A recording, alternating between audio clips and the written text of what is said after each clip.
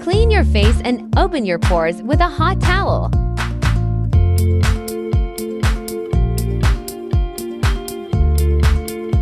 Turn on the device.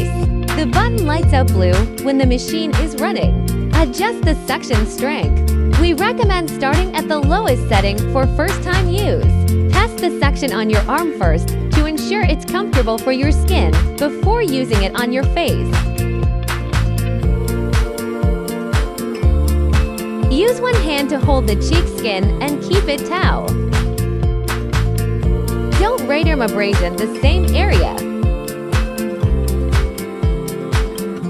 Effectively exfoliates to reveal smoother skin and even out skin tone.